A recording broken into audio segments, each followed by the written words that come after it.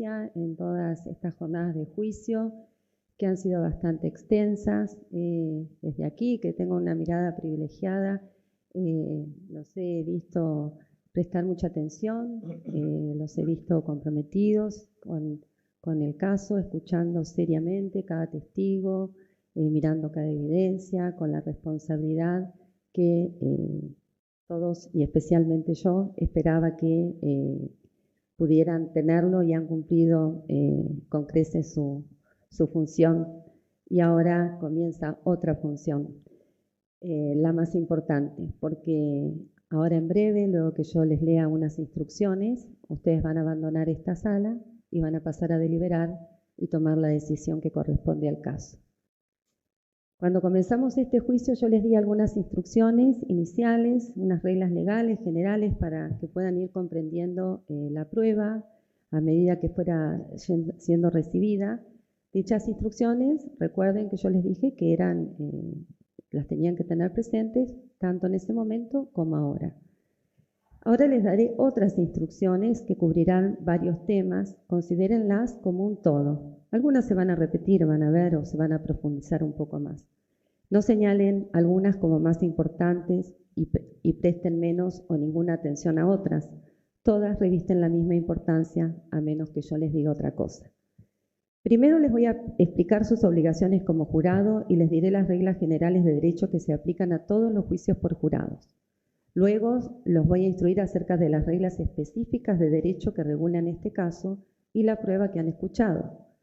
Seguidamente les explicaré lo que la Fiscalía y la querella deben probar más allá de toda duda razonable a fin de establecer la culpabilidad del acusado por el delito imputado y sus agravantes. Les explicaré el delito imputado por la Fiscalía y la querella, sus elementos y cómo se prueban, y luego les informaré sobre la defensa técnica y otras cuestiones que surgen de las pruebas que han escuchado. Finalmente les explicaré los veredictos que ustedes pueden rendir y el modo en el que pueden enfocar las discusiones del caso en la sala de deliberaciones del jurado. Es importante que escuchen muy atentamente todas estas instrucciones. Las imparto nada más que para ayudarlos en la toma de la decisión, pero nunca para decirles qué decisión deben tomar. Como ya les había explicado al principio cuáles eran las obligaciones mías como jueza y cuáles eran las de ustedes como jurado, las mías como jueza, me han visto, por favor, los teléfonos o radios, me han visto intervenir a lo largo del juicio, dirigir, resolver algunas cuestiones que se han planteado, incidencias de las partes, dar la palabra a los testigos, tomar los juramentos, hasta que terminó la prueba y terminó mi función, ¿no? Ustedes ahora, como jueces y juezas del derecho, mi función va a terminar en realidad cuando termine de darles estas instrucciones, ¿no? Pero ahora su función como jueces y juezas de los hechos, su primer y principal deber es decidir cuáles son los hechos de este caso. Ustedes tomarán esta decisión teniendo en cuenta toda la prueba que fue presentada durante el transcurso del juicio. No habrá ninguna otra evidencia. No considerarán nada más que la prueba del juicio. Ustedes están facultados a sacar conclusiones derivadas de su sentido común siempre que estén basadas en la prueba que ustedes acepten. Sin embargo, no deberán especular jamás sobre qué prueba debería haberse presentado o permitirse o suponer o elaborar teorías sin que exista una prueba rendida en este juicio para sustentarlas. Decidir los hechos es exclusiva tarea de ustedes, no la mía. La ley no me permite comentar o expresar mis opiniones con respecto a cuestiones de hecho. Yo no puedo participar de modo alguno en esta decisión. Por favor, ignoren lo que yo pudo haber dicho o hecho que los haga pensar que prefiero un veredicto sobre otro. La prueba no tiene que dar respuesta a todos los interrogantes surgidos en este caso. Ustedes solo deben decidir aquellas cuestiones que sean esenciales para resolver el delito, si él o los delitos han sido o no probados, más allá de toda duda razonable. Su segundo deber consiste en aplicar a los hechos que ustedes determinen la ley que yo les impartiré en estas instrucciones.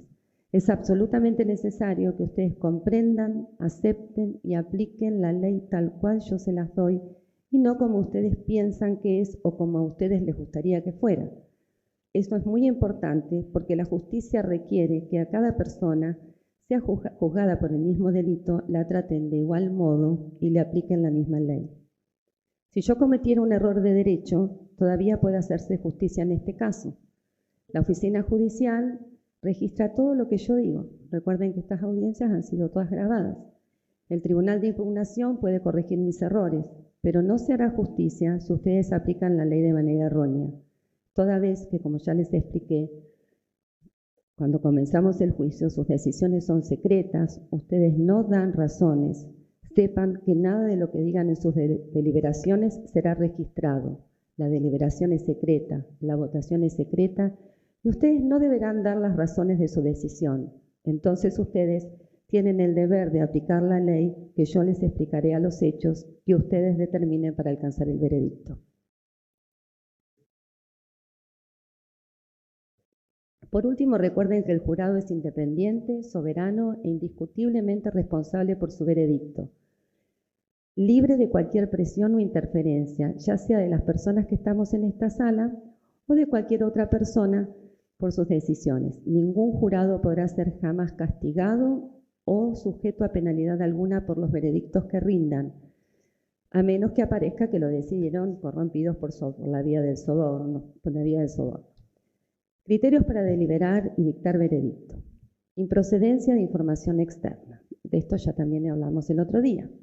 Ustedes deberán ignorar por completo cualquier información radial, televisiva, proveniente de periódicos, telefonía celular, internet, Twitter, que creo que ahora se llama X, no sé, Facebook, Instagram, o cualquier red social o de cualquier otro medio que hayan escuchado, leído o visto sobre este caso o sobre cualquiera de las personas o lugares involucrados o mencionados en ella.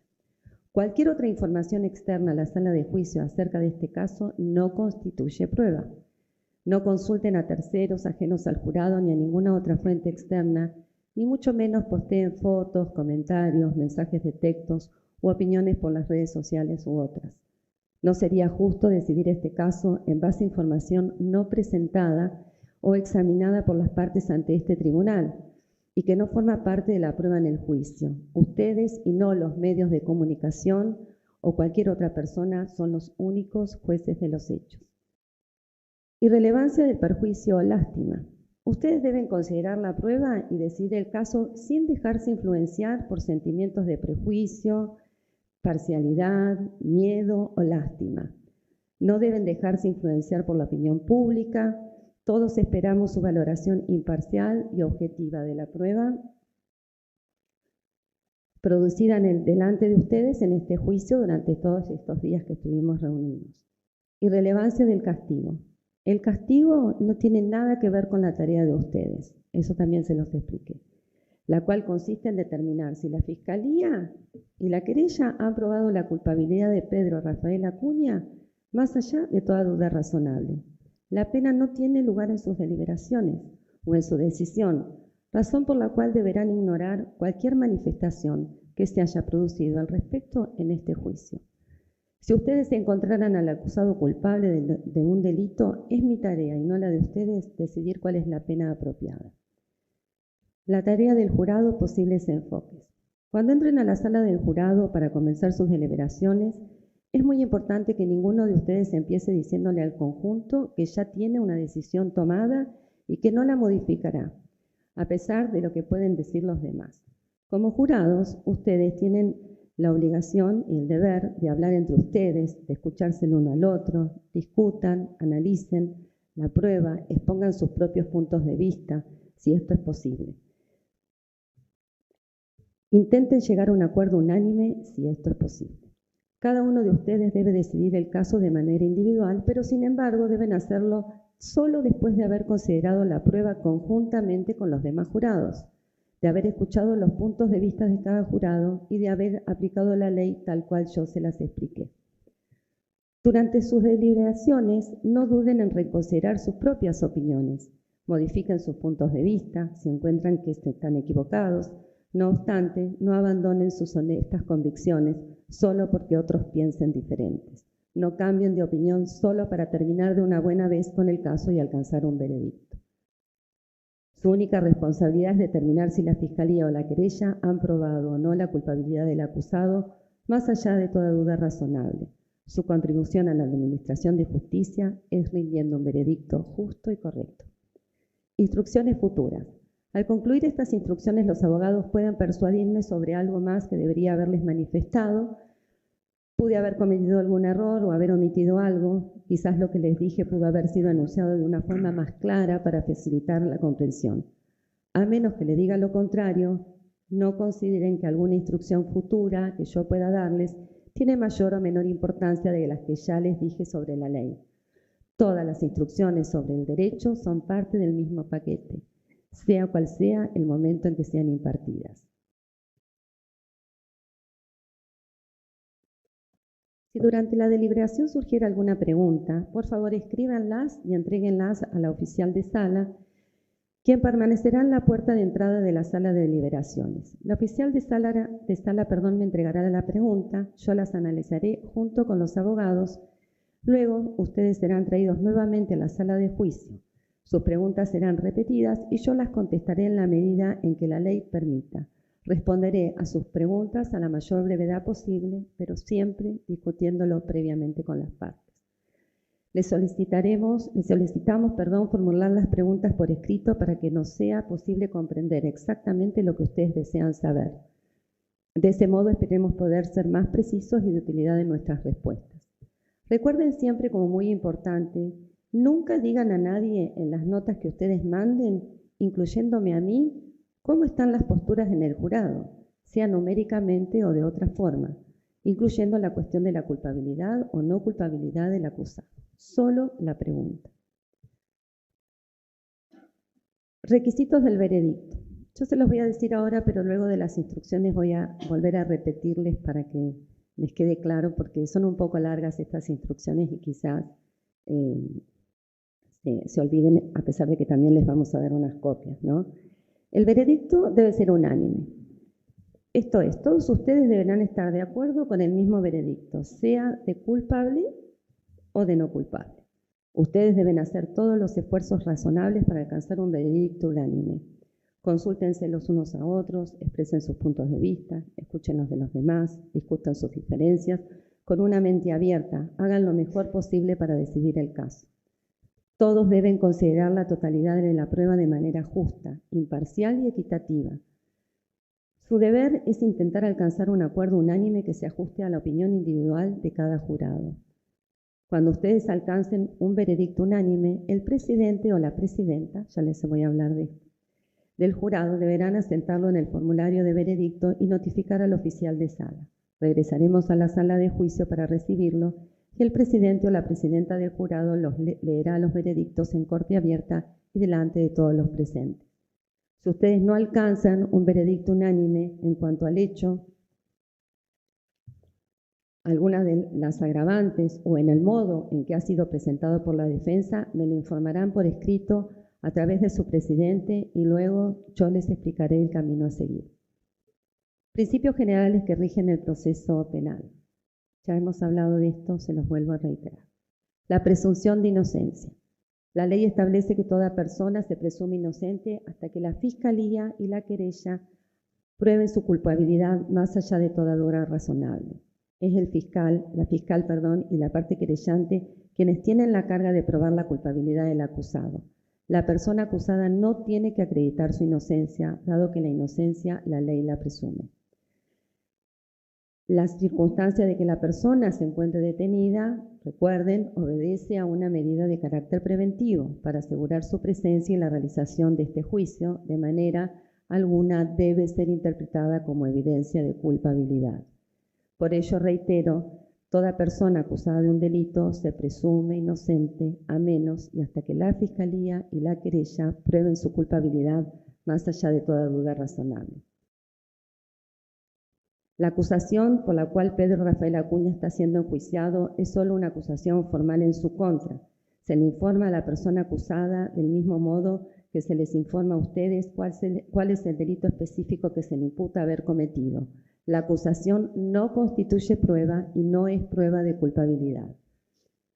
Dicha presunción lo protege a lo largo de todo el proceso, incluidas sus deliberaciones al final del juicio. Para poder derribar la presunción de inocencia, la Fiscalía y la querella tienen la carga de probar y de convencerlos, más allá de toda duda razonable, que los hechos y los delitos que se le imputan a Pedro Rafael Acuña ocurrieron y él fue quien los cometió. Carga de la prueba. El acusado no está obligado a presentar prueba ni a probar nada en este caso. En particular, no tienen que demostrar su inocencia por el delito por el que es acusado. Desde el principio hasta el final, es la Fiscalía y la querella quienes deben probar su culpabilidad, más allá de duda razonable. No es el acusado el que debe probar su inocencia. Indubrio pro reo, duda razonable nuevamente. Indubrio pro reo significa que en caso de duda se debe resolver a favor del acusado. Esto significa que para derrotar la presunción de inocencia se debe contar con prueba suficiente y satisfactoria que los lleve a estar firmemente convencidos de que los hechos ocurrieron y que el acusado es responsable más allá de toda duda razonable. Esta firmeza de convencimiento no es una certeza absoluta, dado que esta es humanamente imposible, pero sí un grado de convencimiento de que las cosas sucedieron así y no de otra forma. La duda razonable no debe ser una duda caprichosa, antojadiza o una especulación, tampoco es simpatía hacia alguna de las partes. La frase más allá de duda razonable constituye una parte muy importante de nuestro sistema de justicia constitucional en materia penal. Cada vez que usen la palabra duda razonable en sus deliberaciones, deberán considerar lo siguiente.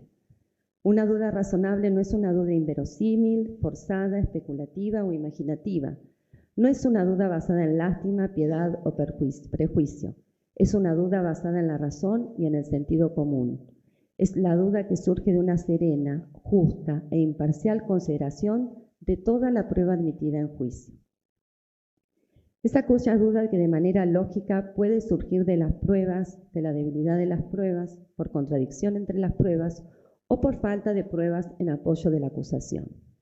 No es suficiente con que ustedes crean que el acusado Acuña es probable o posiblemente culpable. En esas circunstancias, ustedes deben declarar al acusado no culpable, ya que la Fiscalía y la querella no los han convencido de su culpabilidad más allá de duda razonable. Deben también recordar toda la prueba rendida en el juicio. Ustedes están seguros de que el hecho imputado fue probado y que el acusado, Pedro Rafael Acuña, fue quien lo cometió, deberán emitir un veredicto de culpabilidad, toda vez que ustedes habrán sido convencidos de su culpabilidad por ese delito más allá de duda razonable. Si al finalizar el caso y basándose toda la prueba, ustedes tienen una duda razonable respecto del agravante del femicidio, solo podrán declarar culpable al acusado por la agravante de la relación de pareja conviviente, toda vez que ello formó parte de una convención probatoria y no ha sido discutido en el juicio. Por el contrario, si al finalizar el caso y basándose en toda la prueba o en la inexistencia de prueba en apoyo de la imputación, ustedes no están seguros de que el hecho imputado haya existido o que el acusado, Pedro Rafael Acuña, fue quien lo cometió, ustedes deberán declararlo no culpable de dicho delito, ya que la Fiscalía y la querella no lograron convencerlo más allá de duda razonable. Negativa del imputado, negativa de declarar del acusado. Otro principio fundamental de nuestra Constitución es el que establece que toda persona acusada de un delito tiene el derecho de negarse a declarar sin que esa negativa haga una presunción en su contra. No es necesario para el imputado, desmentir nada, ni se le exige demostrar su inocencia. Es la Fiscalía y la querella quienes le incumben la prueba de su culpabilidad mediante prueba más allá de toda duda razonable. El acusado Pedro Rafael Acuña ejercitó su derecho fundamental de la Constitución al elegir no declarar en este caso. No deben ver esto como una admisión de su culpabilidad o ser influenciados de ningún modo por esta decisión de él. Ningún jurado puede alguna vez preocuparse porque el acusado haya o no haya declarado en este caso. Perspectiva de género. Nuestro bloque constitucional establece que la violencia contra la mujer no solo constituye una violación a los derechos humanos, sino que es una ofensa a la dignidad humana y una manifestación de las relaciones de poder históricamente desiguales entre hombres y mujeres. También establece que toda mujer tiene derecho a una vida libre de violencia y que debe ser valorada libre de perjuicios. Forma parte del ejercicio de ese derecho. En otras palabras, los prejuicios y estereotipos en contra de las mujeres son en sí mismos violencia. Juzgar los hechos y la prueba con perspectiva de género es hacerlo sin los estereotipos propios de una sociedad que considera en menos a la mujer. Aquellas creencias de que las mujeres debemos realizar las tareas del hogar, dedicarnos al cuidado y educación de los hijos, que las mujeres no somos aptas para desarrollar ciertos trabajos, que deberíamos vestirnos de determinada manera, que debemos comportarnos de manera apropiada y dócil, en obediencia al hombre de la casa. También lo son todos aquellos que consideraban que las tareas del hogar no podían ser realizadas por los hombres, que ellos no debían encargarse del cuidado y educación de los hijos, que eran los jefes y la cabeza de la familia, el único encargado de traer el pan a la mesa. ¿Es su deber como jurados? Juzgar este caso sin caer en estereotipos ni perjuicios de géneros discriminatorios contra la mujer al valorar la prueba en el juicio.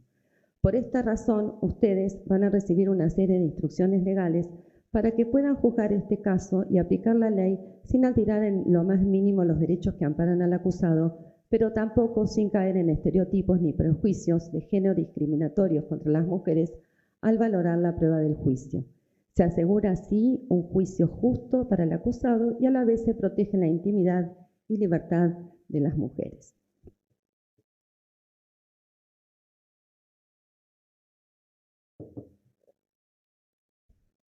Principios de la prueba. Definición de prueba. Para decidir cuáles son los hechos del caso, ustedes deben considerar solo la prueba que vieron y escucharon en la sala del juicio. Consideren toda la prueba a decidir el caso. La prueba incluye lo que cada testigo declaró al contestar, las preguntas formuladas por los abogados. Las preguntas en sí mismas no constituyen prueba, a menos que el testigo esté de acuerdo en que lo que se le preguntó era correcto. Las respuestas de él o de los testigos constituyen prueba. La prueba también incluye todas las cosas materiales, documentales, de apoyo, respaldo que fueran exhibidas en el juicio e identificadas en las partes como, que vieron el arma, el cuchillo, la funda del cuchillo, todos los elementos que fueron exhibidos aquí en el juicio.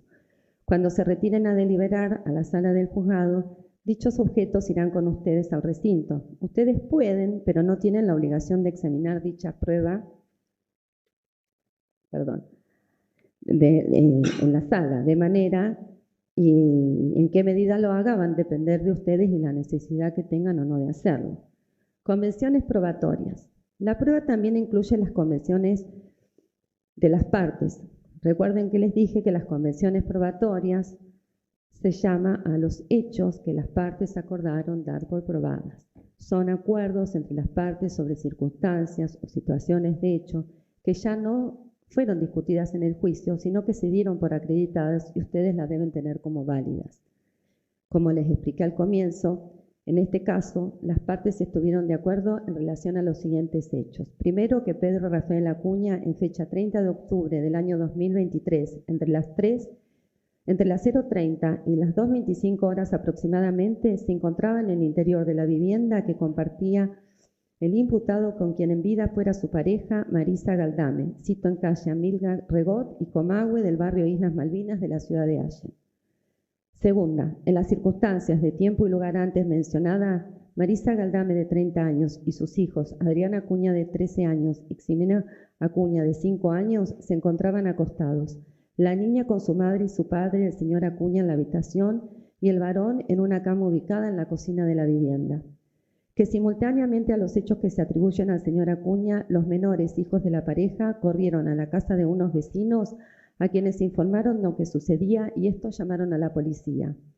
4. Que del informe de autopsia practicado por el médico forense Dr. Bustos Ariel, previo a describir las múltiples lesiones constatadas en el cuerpo de Marisa Galdame, informa que la muerte de quien en vida fuera Marisa Galdame se produjo por una hemorragia interna exteriorizada provocada por lesión de la vena ácigos a nivel mediastinal, producto de una herida por arma blanca.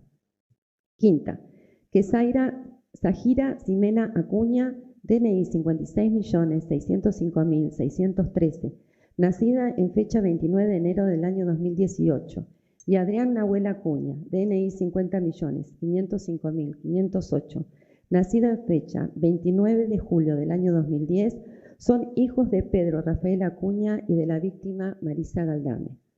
Que en fecha 26 de octubre del año 2022, la señora jueza de paz subrogante, Gladys Moranti, dispuso la exclusión del hogar y la prohibición de acercamiento del señor Pedro Rafael Acuña al domicilio que compartía con la señora Galdame, medida que fue ratificada por la señora jueza de familia, doctora Ángela Sosa, del Juzgado de Familia número 17, en fecha 31 de octubre del año 2022, y que fueran ordenadas en el legajo RO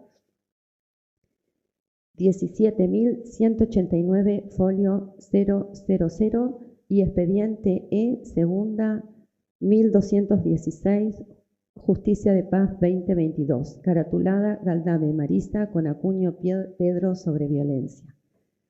Séptima, que en fecha 30 de octubre del año 2023, el doctor Ariel Bustos, médico forense del Cuerpo de Investigación Forense de General Roca, firmó el certificado de defunción de quien en vida fuera Marisa Galdame, en el que indica que la causa del deceso fue una hemorragia interna exteriorizada provocada por lesión de la vena ácigos a nivel mediastinal, producto de una herida por un arma blanca. Octava, que en fecha 30 de octubre del año 2023, el médico de guardia del Hospital de Allen, doctor Jacob Fernández, al momento del ingreso del imputado Acuña al nosocomio, constató que Acuña Pedro Rafael, DNI 31.660.605, presentaba regulares condiciones clínicas, moderada palidez cutánea, con herida complicada en cara anterior del cuello, con abundantes coágulos sanguíneos, tórax simétrico, norma expansible, murmullo vesicular audible en ambos campos pulmonares sin agregados, abdomen con herida biogastrio, se observa protusión en lo que impresiona víscera abdominal, órgano abdominal con signos de irritación peritoneal, miembros inferiores neutróficos, neurológico, paciente consciente, responde a estímulos verbales, Glasgow 15 sobre 15 puntos. La última, que en fecha 30 de octubre del año 2023, el médico policial doctor Mariano Rodríguez se presentó en el hospital de la ciudad de Allen y certificó que el imputado Pedro Rafael Acuña presentaba herida cortante en el cuello y epigastrio y ingresa al quirófano.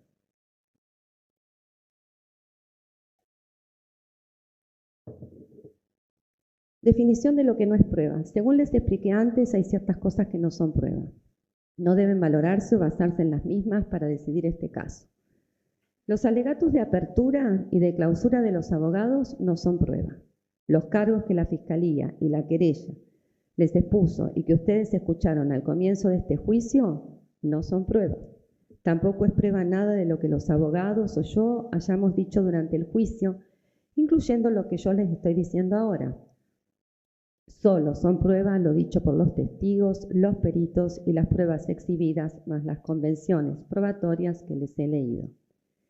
En ocasiones durante el juicio uno de los abogados objetó una pregunta que el otro le efectuó a un testigo. Lo que los abogados hayan dicho al formular o contestar dicha objeción no es prueba. Tampoco deben darle importancia al hecho de que yo haya declarado procedente o no la objeción. Valoración de la prueba. A fin de tomar una decisión, deben considerar cuidadosamente y con una mente abierta la totalidad de la prueba presentada durante el juicio. Son ustedes quienes deciden qué prueba es fidedigna y creíble. Pueden encontrar algunas pruebas no confiables o menos confiables que otras. Dependerá exclusivamente de ustedes qué tanto y tan poco creerán o confiarán en el testimonio de cualquier testigo. Ustedes pueden no creer o creer solo una parte o la totalidad de la prueba. Cuando ustedes estén en la sala de deliberaciones del jurado para analizar el caso, utilicen el mismo sentido común que usan a diario para saber si las personas con las que se relacionan saben de lo que están hablando y si están diciendo la verdad. Pero algunas cosas que deben considerar son las siguientes. ¿Pareció sincero el testigo? ¿Existe algún motivo por el cual el testigo no estaría diciendo la verdad?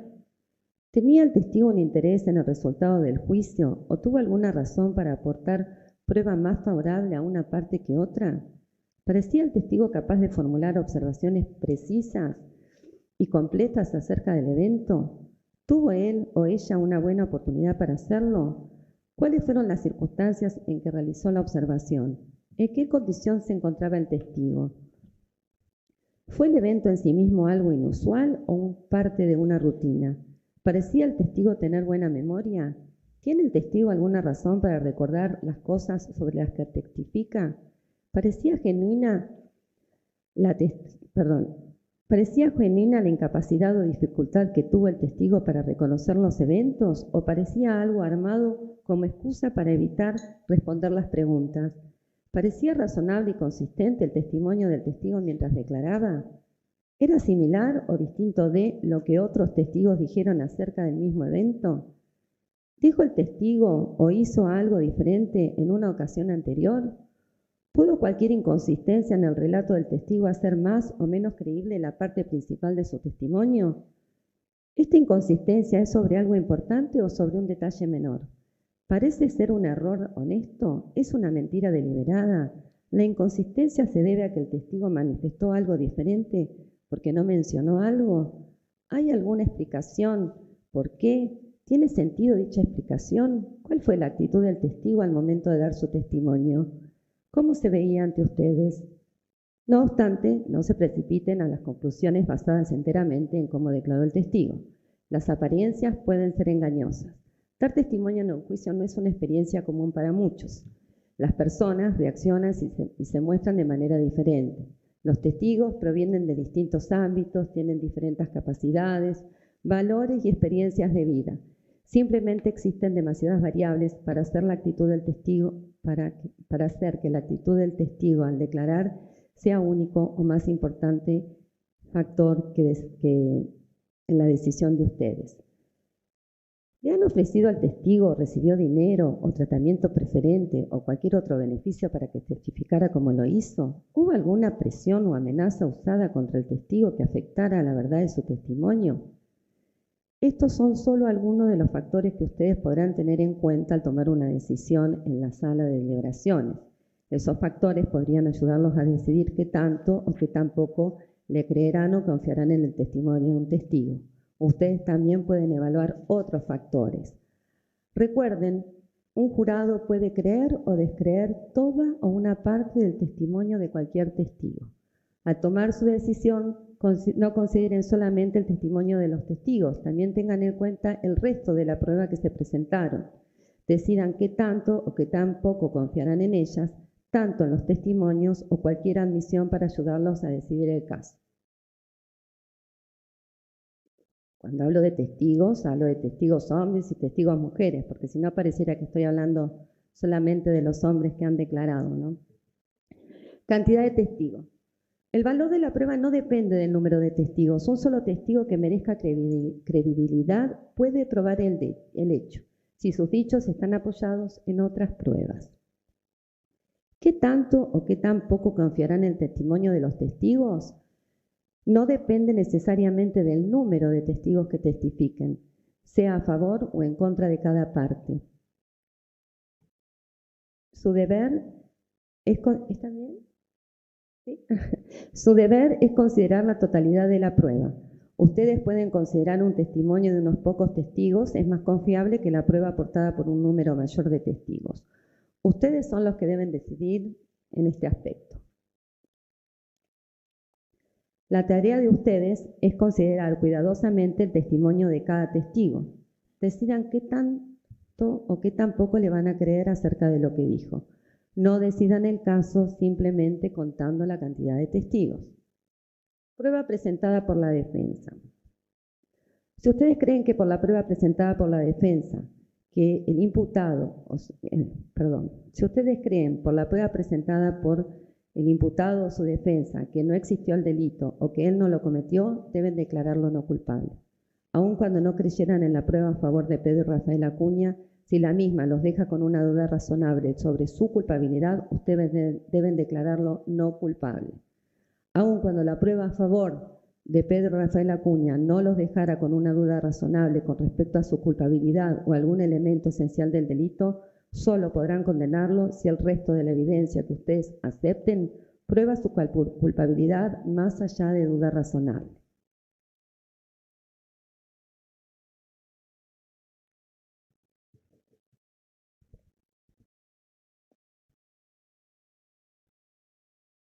Valoración de la prueba sin estereotipos. Es un poco largo, pero ya estoy por terminar. Todas las personas realizamos asunciones, tenemos sentimientos, creencias, estereotipos sobre los demás. La mayor parte del tiempo no nos damos cuenta de que los tenemos y cómo influyen en nuestras decisiones. Los estereotipos pueden ser de género, como ya les expliqué antes, raciales, religiosos, de categoría social, de nacionalidad, de etnia, de edad, de orientación sexual, de procedencia geográfica, deportivos, hay miles. Los estereotipos de género son características, actitudes y roles atribuidos a las mujeres por el solo hecho de ser mujeres. En las relaciones personales entre los varones y las mujeres, los estereotipos de géneros negativos generan una relación desigual de poder a favor de los varones y provocan desventajas para las mujeres en el plano social, cultural, político y económico. Esos estereotipos dan lugar a numerosos prejuicios. Los prejuicios son creencias, opiniones y juicios sin motivo sobre alguna persona. Esos prejuicios también pueden basarse en el género y causar desigualdad en contra de la mujer. Los prejuicios pueden ser explícitos, conscientes o implícitos, inconscientes. No importa cuánto imparciales pensemos que somos, nuestra mente naturalmente toma decisiones basadas en prejuicios y la mayor parte de las veces son inconscientes. Debido a que todas las personas hacemos esto, a menudo vemos la vida y valoramos la prueba de una manera que tiende a favorecer a las personas que nos agradan o que tienen experiencias de vida similares a las nuestras, y de favorecer a las personas por las que sentimos rechazo. También podemos tener prejuicios sobre personas parecidas a nosotros. Les reitero, los prejuicios no son prueba y no deben basar sus decisiones en ellos. A modo de ejemplo, un clásico estereotipo de género es el de la buena madre, es decir, la creencia de que la mujer todo lo puede y todo lo debe, incluso cuando signifique poner en riesgo su propia vida o integridad. Otro ejemplo muy común es la automática asociación de que el varón, como les dije, es el que trabaja y trae la plata a la casa. Y las mujeres somos las que nos ocupamos de la casa y de los hijos, o que las mujeres manejamos mal, o que ciertas mujeres somos atorrantas o son atorrantas y que provocan violaciones por cómo se visten, por cómo hablan, solo por enumerar algunos. Estos prejuicios pueden afectar nuestros pensamientos, afectar cómo recordamos lo que vimos y escuchamos, a quién le creemos o no le creemos y la toma de importantes decisiones. Ustedes han sido convocados como jurados para tomar una importante decisión. Deben tomarse el tiempo necesario para valorar cuidadosa y reflexivamente toda la prueba. Deben considerar las primeras impresiones sobre las personas y la prueba y no dejarse influenciar por sus preferencias personales, generalizaciones, sentimientos de simpatía, estereotipos o prejuicios conscientes o inconscientes. Cuando estén deliberando para decidir su veredicto, escuchen las diferentes perspectivas que ustedes tienen. Pueden ayudarlos a identificar los posibles efectos de los prejuicios ocultos en el proceso de toma de decisión. La ley les manda que tomen decisiones justas basadas únicamente en la prueba, su buen juicio y sentido común, nunca basadas en prejuicios. Prueba directa y prueba circunstancial. Algo que ustedes pueden haber escuchado son los términos de prueba directa y circunstancial. Ustedes pueden creer o basarse en cualquiera de las dos en mayor o menor medida para decidir este caso. En ciertas ocasiones los testigos nos cuentan lo que vieron o escucharon. Personalmente, por ejemplo, un testigo podría decir que vio que llovía afuera. Eso se denomina prueba directa. Sin embargo, a menudo los testigos declaran cosas respecto de las cuales ustedes se les pedirá saquen algunas conclusiones. Por ejemplo, un testigo podrá decir que vio entrar a alguien con un impermeable y un paraguas, ambos mojados y goteando. Si ustedes le creen a ese testigo, podrían concluir que afuera llovía, a pesar de que la evidencia sea indirecta. La prueba indirecta es a veces llamada prueba circunstancial. Al igual que los testigos, las pruebas materiales exhibidas en el juicio pueden aportar evidencia directa o circunstancial. Para decidir el caso, ambos tipos de pruebas valen lo mismo. La ley las trata a ambas por igual. Ninguna es necesariamente mejor o peor que otra. En cada caso, su tarea es decidir a qué conclusiones llegarán basándose en la prueba como un todo, tanto directa como circunstancial. Para poder decidirse, utilicen el sentido común y su experiencia. Prueba pericial. Durante el juicio han escuchado el testimonio de peritos expertos. Los peritos son iguales que cualquier testigo con una excepción. La ley le permite al perito experto dar su opinión.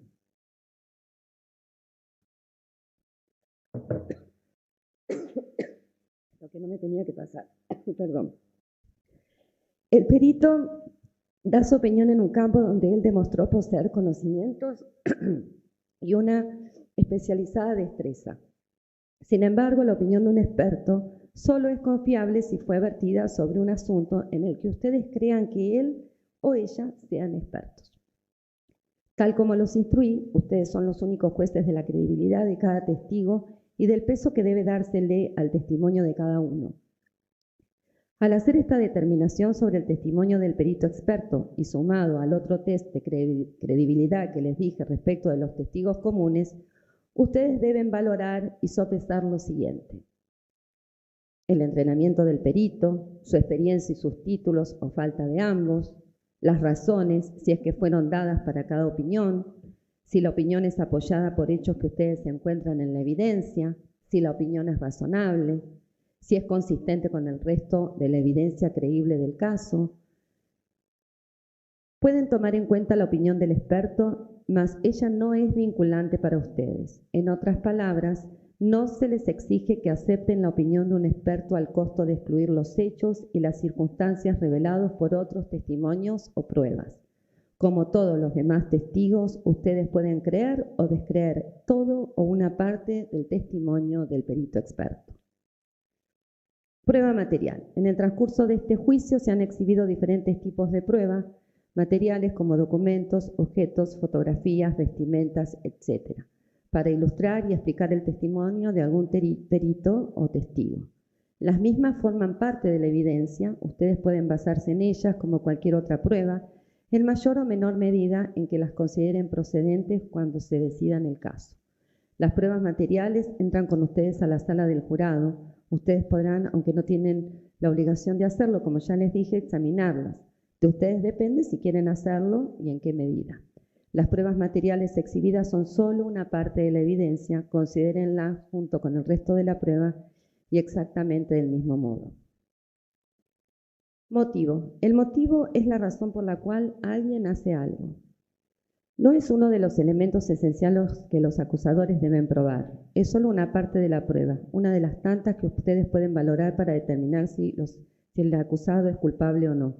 Una persona puede ser encontrada culpable de un delito, sea cual fuera el motivo, aún sin motivo. La ausencia de un motivo comprobado para cometer el crimen, sin embargo, es una circunstancia que ustedes deben considerar como sustento de la presunción de inocencia. Una persona también puede ser encontrada no culpable de haber cometido un delito, aún teniendo un motivo para cometerlo.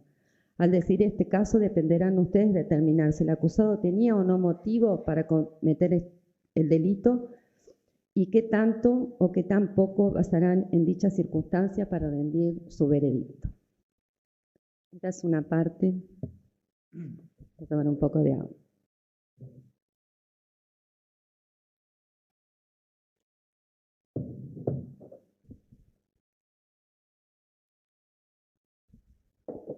Bueno, ahora, como les dije, yo aparte de estas instrucciones generales, también tengo la obligación de darle unas instrucciones especiales, finales especiales se llaman, que hacen al derecho aplicable. Derecho aplicable a los delitos. A Pedro Rafael Acuña se lo acusa de cometer un solo hecho. Ustedes recibirán un solo formulario de veredicto, que contendrá las distintas opciones posibles y deberán elegir con una cruz solo una de ellas. Ahora les explicaré en más detalle esto. Verán que es muy sencillo de entender. También tendrán la posibilidad de considerar las diferentes opciones. Se presume, como ya les he dicho en reiteradas oportunidades, que Pedro Rafael Acuña es inocente hasta que se demuestre lo contrario. Los instruiré sobre los hechos en particular al explicarles cada uno de los delitos aplicables, sus elementos esenciales y cómo se prueban. Delitos incluidos. Al valorar la prueba para decidir el veredicto, ustedes deben considerar la posibilidad de que, a pesar de que la prueba pueda no convencerlos de que Pedro Rafael Acuña cometió el delito por el cual se lo acusa, puede que haya prueba de que cometió actos que podrían constituir otra figura penal. De allí que si ustedes deciden que la acusación por él o por los delitos por el cual ha sido acusado no ha sido probado más allá de toda duda razonable, necesitarán a continuación decidir si Pedro Rafael Acuña es culpable de otra figura penal conforme yo se los voy a explicar. Existencia del hecho. En todo juicio penal, el jurado debe determinar primero si el hecho existió o no existió. Solo luego pasará a resolver la siguiente cuestión y determinar si el acusado lo cometió o no lo cometió. Es la acusación quien debe probar, más allá de toda duda razonable, que el hecho alegado efectivamente ocurrió y que Pedro Rafael Acuña estuvo involucrado en él. Si ustedes tuvieran duda razonable con respecto a la existencia del hecho alegado, deben directamente declarar al acusado no culpable. Ustedes no deben decidir si algo ocurrió simplemente comparando una versión de los hechos con la otra, eligiendo una de las dos.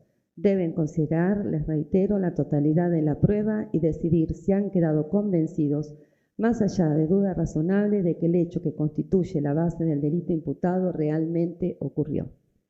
La Fiscalía y la querella han acusado a Pedro Rafael Acuña por el delito de homicidio doblemente calificado por haber sido cometido contra una persona con quien se mantuvo una relación de pareja, mediare o no convivencia, y por haber sido cometido por un hombre hacia una mujer mediando violencia de género por haber dado muerte a Marisa Galdame. Esa será la opción 1 del formulario.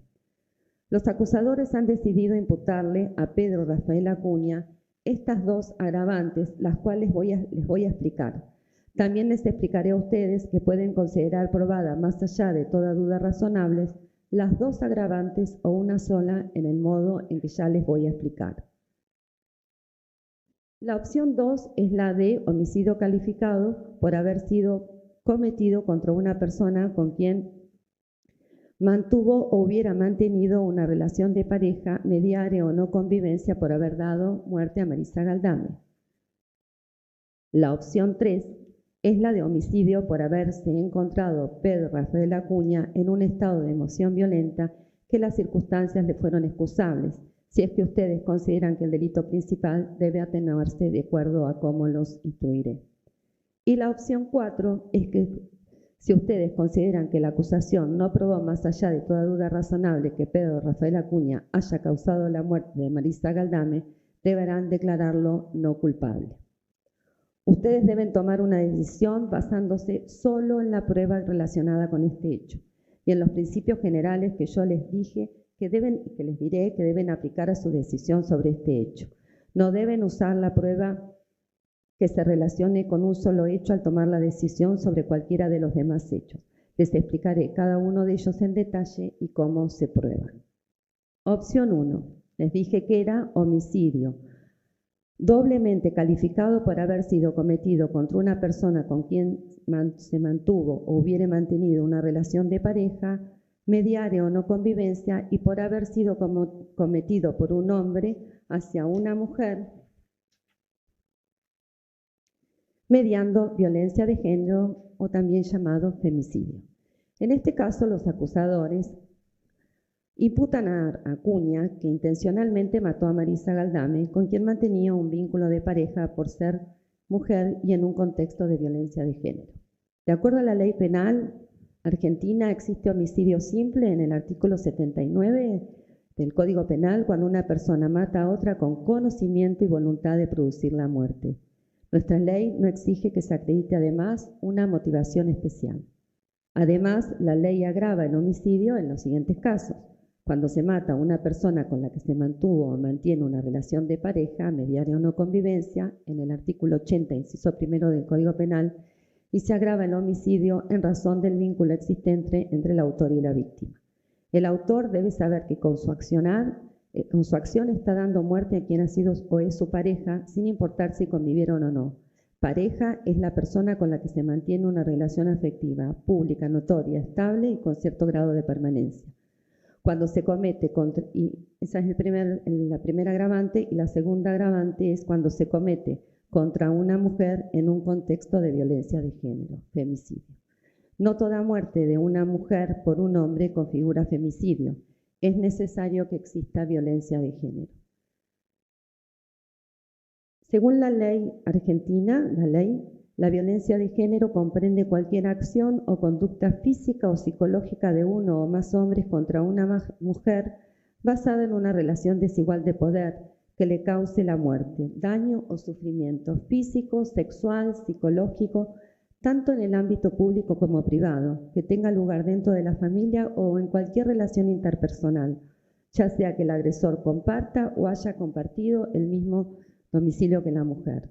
Por relación desigual de poder se entiende la actitud de un hombre que se considera con derecho a disponer del tiempo, del cuerpo y de las vidas de las mujeres, como si les pertenecieran. Son actos especiales de violencia de género en relación desigual de poder, aquellos actos de un hombre hacia una mujer que buscan controlar sus acciones y decisiones mediante amenaza, acoso, hostigamiento, vigilancia constante, exigencia de obediencia y sumisión, coerción verbal y o celos excesivos.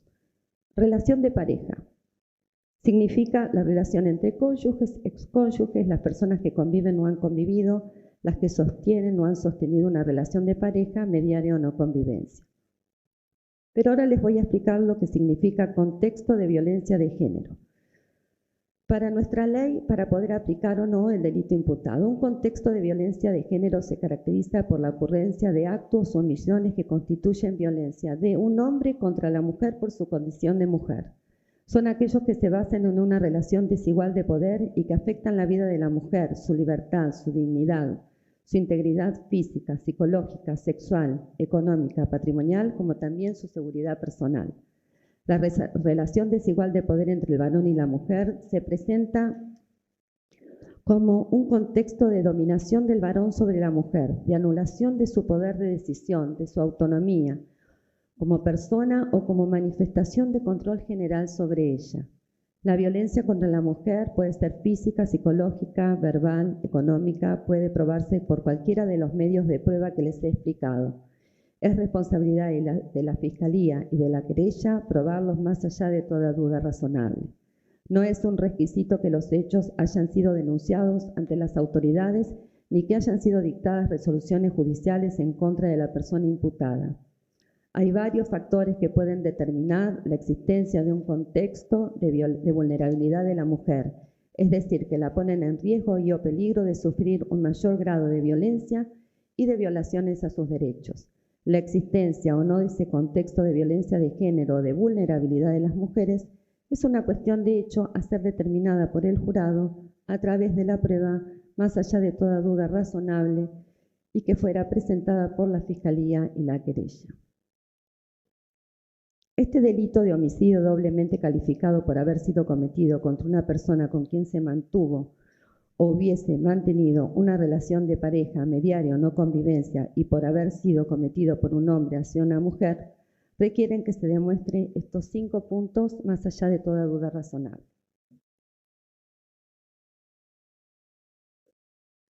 Que Marisa Galdame está muerta, que la muerte de Marisa Galdame se produjo como consecuencia de la acción criminal de Pedro Rafael Acuña, que Pedro Rafael Acuña dirigió su conducta intencionalmente para producir el resultado muerte de Marisa Galdame, que el acusado Pedro Rafael Acuña mantuvo un vínculo o relación de pareja con Marisa Galdame teniendo pleno conocimiento de ello, y que el acusado Pedro Rafael Acuña mató a Marisa Galdame en un contexto de violencia de género.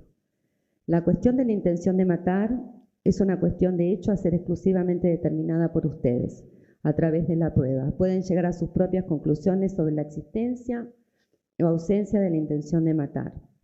Corresponde a la Fiscalía y a la querella probar más allá de toda duda razonable la intención de matar a otro.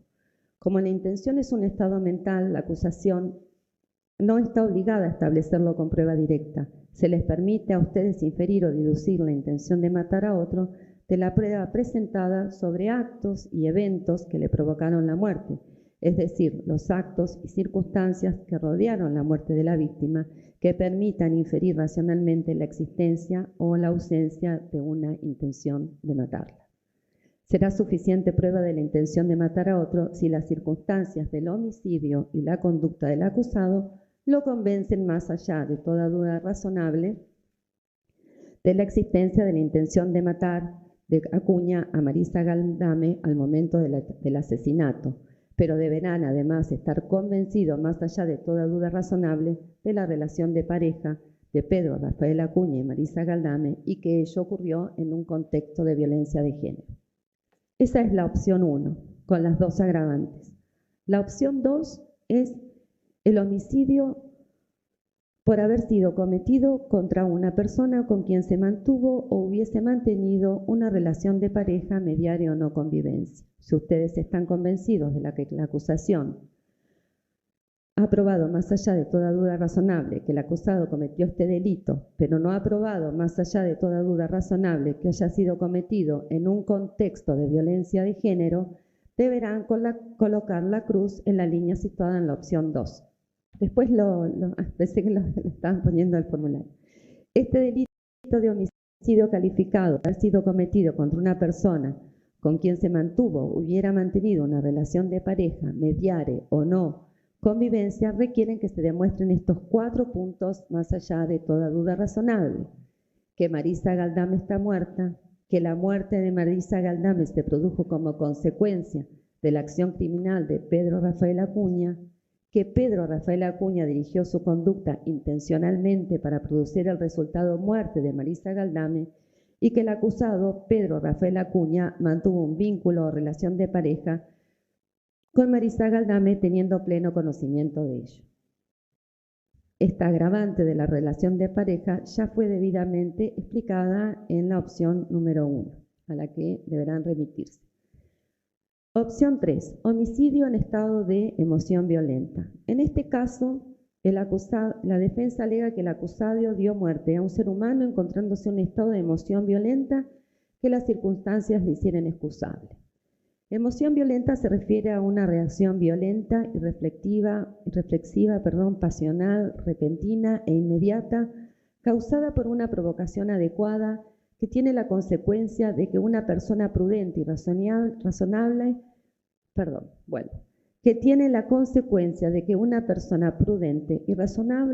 pierda el equilibrio y el control de sí misma. Es un acto intencional e ilegal que causa la muerte de la víctima, bien porque es quien provoca o porque otro lo hace en su nombre.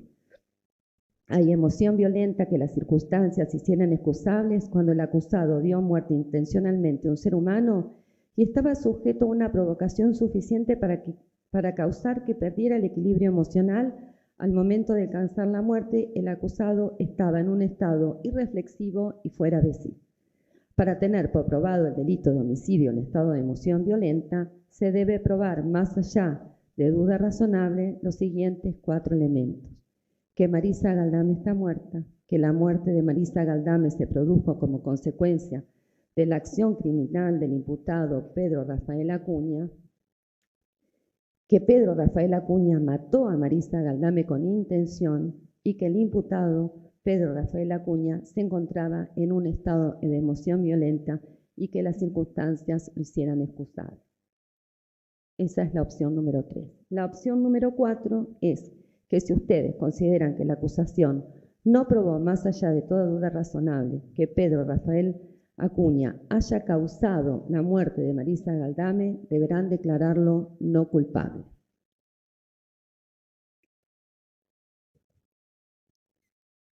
Es un poco repetitivo, pero bueno, así es el procedimiento. Quédense tranquilos porque van a tener una copia de todo lo que yo he leído y ahora les voy a leer nuevamente todas las opciones para que las tengan presentes.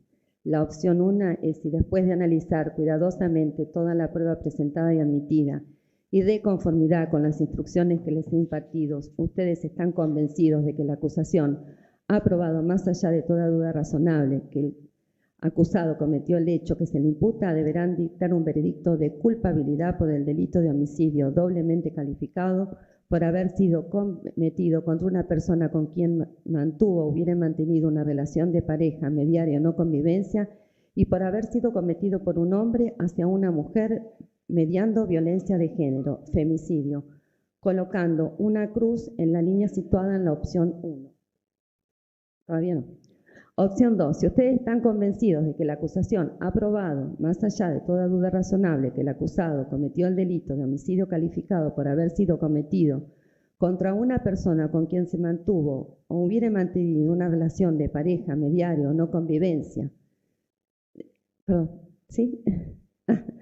Pero no ha probado, más allá de toda duda razonable, que haya sido cometido en un contexto de violencia de género, deberán colocar la cruz en la línea situada en la opción 2. Opción 3. Si ustedes están convencidos de que se ha probado, más allá de toda duda razonable, de que el acusado cometió el delito de homicidio en estado de emoción violenta, deberán optar por la opción 3. Pero si ustedes, y opción 4, pero si ustedes estiman, luego de un análisis cuidadoso de toda la prueba presentada y admitida y de conformidad con las instrucciones que les he impartido, que la acusación no probó, más allá de duda razonable, que el acusado no cometió el hecho que se le imputa, o si tienen duda razonable en cuanto a su culpabilidad, deberán declararlo no culpable. Yo les voy a hacer entrega de un solo formulario de veredicto, que es ese que ustedes tienen ahí, ¿no? Si ustedes alcanzan un veredicto unánime, el presidente debe marcar con una cruz en la línea situada a la izquierda de la opción que ustedes hayan acordado. Recuerden que la opción es una sola, ¿no? El presidente debe firmar la hoja en el lugar indicado al pie de la misma y hacerme la entrega a mí. Recuerden, la opción 1 es con las dos agravantes. Si ustedes consideran que se encuentran probadas las dos agravantes, marcan la opción 1. Si ustedes consideran que la Fiscalía y la acusación privada no ha probado, más allá de toda duda razonable, que el homicidio se cometió en estado de emoción violenta y entienden que el imputado lo cometió, marcan la opción 2. Si ustedes tienen por probado que el acusado resulta culpable del delito de homicidio en estado de emoción violenta, marcarán la opción número 3 y si entienden que no es culpable, marcarán la opción número 4. Pero recuerden que es una sola de todas, ¿sí? En la combinación y respondiendo a las preguntas que yo les he expresado al momento de decidir cada una de ellas. Esto yo se los voy a dar. Y tengo unas instrucciones finales, algunas son un poco repetitivas del principio, pero que tienen relación con el veredicto. Si ustedes alcanzaran un veredicto unánime respecto de los dos hechos, respecto de los hechos, por favor enuncien con un golpe a la puerta del oficial de sala que han tomado una decisión. Convocaremos nuevamente a la sala del tribunal para escuchar su decisión. El presidente del jurado debe llevar los formularios de veredicto a la sala de juicio al ser convocados nuevamente luego de las deliberaciones. Es responsabilidad del presidente enunciar el veredicto en la sala y entregarme luego del anuncio los formularios completos. Ustedes no deben dar razones de su decisión. Presidente o presidenta. Ustedes ahora yo se los voy a explicar, cuando entren a la sala van a designar un presidente o presidenta que va a tener las funciones que a continuación yo les voy a explicar. Utilización de notas durante la deliberación. Cuando comenzamos este juicio les informé que ustedes podían tomar notas que les sirvieran como recordatorio de lo dicho por los testigos. Algunos de ustedes lo han hecho, porque lo he visto. Pueden llevar sus anotaciones a la sala del jurado para ser utilizadas durante las deliberaciones, pero recuerden que no son prueba, como tampoco lo son las anotaciones que yo pueda haber hecho o que puedan haber hecho las partes en el juicio. El único propósito por el cual ustedes pueden usar esas notas durante las deliberaciones es para ayudarlos a ustedes a recordar lo que dijo el testigo o mostró, por ejemplo, en la exhibición de alguna prueba material. Es importante recordar que las anotaciones pertenecen a quien las tomó y a ninguna otra persona. Las mismas pueden coincidir o no con los recuerdos de los demás jurados sobre la prueba presentada. La decisión de un jurado es una decisión grupal. Cada miembro tiene una opinión y cada opinión tiene el mismo valor. Nosotros dependemos de la memoria y del juicio de cada uno de ustedes para decidir este caso. No adhieran simplemente a la opinión de aquel jurado que sea o que parezca ser el que ha tomado mejores anotaciones. Las anotaciones no toman decisiones, las decisiones las toman ustedes, los jurados. En instantes, conducta del jurado en las deliberaciones. Algo ya les he adelantado. En instantes, ustedes serán llevados a la sala de deliberaciones del jurado por las oficiales de sala. Lo primero que deben hacer es elegir a una o un presidente. Cuando lo hagan, no es necesario que nos notifiquen. Yo lo consignaré más tarde. El presidente encabeza las deliberaciones. Su trabajo es firmar y fechar el formulario de veredicto. Debe ordenar y guiar las deliberaciones, impedir que las mismas se extiendan demasiado o se produzcan repeticiones innecesarias sobre cuestiones que ya han decidido. Se espera que sea firme en su liderazgo, pero justo con todos. Según les instruí previamente, al dirigirse ustedes a la sala de deliberaciones, su deber es consultarse mutuamente y deliberar con el objetivo puesto en alcanzar un veredicto justo. Su veredicto deberá estar basado en los hechos que ustedes determinen de toda la prueba producida en el juicio y en el derecho que les he instruido que se aplica en este caso. Se les entregarán diferentes elementos que ustedes podrán utilizar durante las deliberaciones. Tendrán acceso a toda la prueba documental y material para poder examinarla durante el tiempo y el modo que ustedes lo deseen. Durante la deliberación deberán comunicarse con el caso solo entre ustedes y solo cuando todos los jurados estén presentes en la sala de deliberación.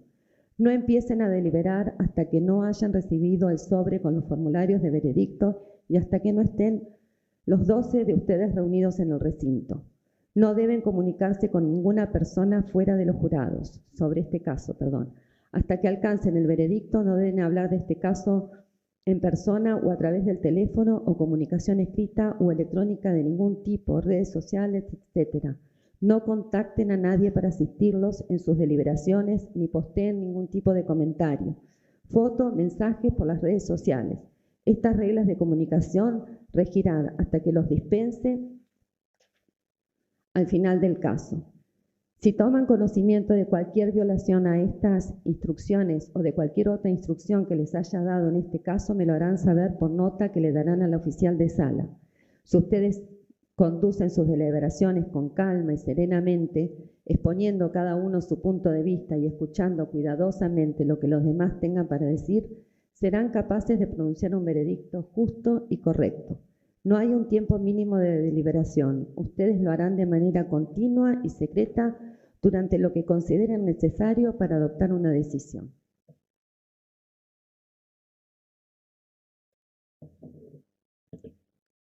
Requisitos del veredicto a la unanimidad. Ya se los dije y se los vuelvo a reiterar. Su veredicto, sea de culpable o no culpable, debe ser unánime. Esto es, todos ustedes deberán estar de acuerdo con el mismo veredicto. Cada uno de ustedes debe decidir el caso por sí mismo, pero solo deberán hacerlo después de haber considerado toda la prueba, de haberla discutido plenamente con los demás jurados y de haber escuchado los puntos de vista de sus compañeros y compañeras del jurado. No tengan miedo de cambiar de opinión si la discusión los convence de que deberían hacerlo, pero no lleguen a una decisión simplemente porque otros jurados piensen que ella está bien. Es muy importante que ustedes intenten llegar a un veredicto unánime, pero por supuesto, solo si todos y cada uno de ustedes puede hacerlo tras haber tomado su propia decisión de manera consciente y meticulosa. No cambien una honesta convicción sobre el peso y el efecto de la prueba simplemente para llegar a un veredicto.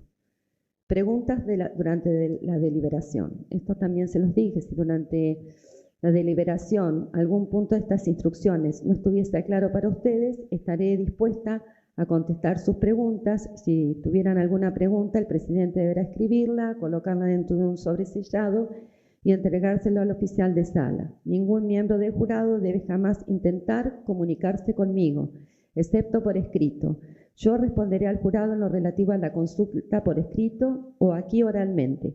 Recuerden, a fin de no interrumpir innecesariamente su deliberación, despejen primero sus dudas entre ustedes con el auxilio de estas instrucciones que les entrego además por escrito.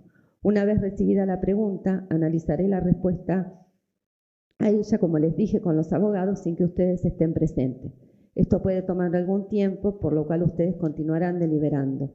Luego, ustedes regresarán a la sala del juicio, donde se les leerá la pregunta y yo se las responderé. Contestaré cada una de las preguntas pertinentes que ustedes tuvieran de la manera más completa y a la mayor brevedad posible.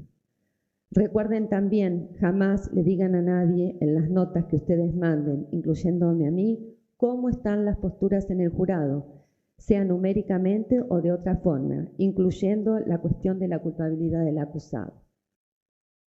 Ustedes han prestado un juramento solemne de juzgar este caso de la manera correcta e imparcial y de emitir un veredicto justo de acuerdo a la prueba. Si ustedes honran dicho juramento, y estoy segura de que así lo harán, habrán hecho todo lo que se espera de ustedes como jurados en este juicio. No les pedimos nada más.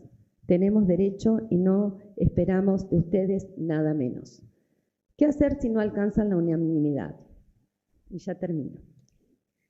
Llegar a un veredicto unánime tras haber agotado su deliberación, el presidente del jurado me lo informará por escrito a través del oficial de sala. Si no llegaran a un veredicto unánime, simplemente pondrán por escrito lo siguiente: señora juez, acá dice señor juez, pero pongan señora jueza. El jurado no llegó a la unanimidad respecto de uno o de ambos hechos, bueno, según lo que corresponda, de un agravante, de otra agravante, de cualquiera de las opciones que tienen en el formulario. Recuerden, como muy importante, jamás le digan a nadie en las notas que ustedes manden, incluyéndome a mí, cómo están las posturas en el jurado, sea numéricamente o de otra forma, incluyendo la cuestión de la culpabilidad o no culpabilidad del acusado. Limítense a consignar simplemente que no han alcanzado la unanimidad respecto de las cuestiones que tienen que resolver y yo discutiré con las partes el curso al seguir y luego serán conducidos a la sala de juicio para que yo los instruya cómo seguiremos.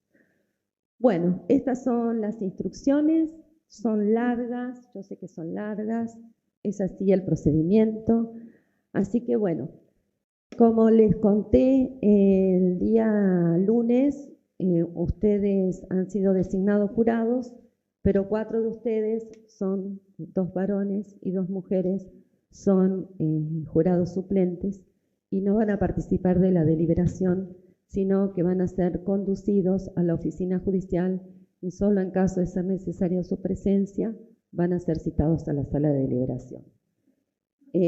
Los jurados que fueron designados suplentes ese día fueron los números 16 y 17 masculinos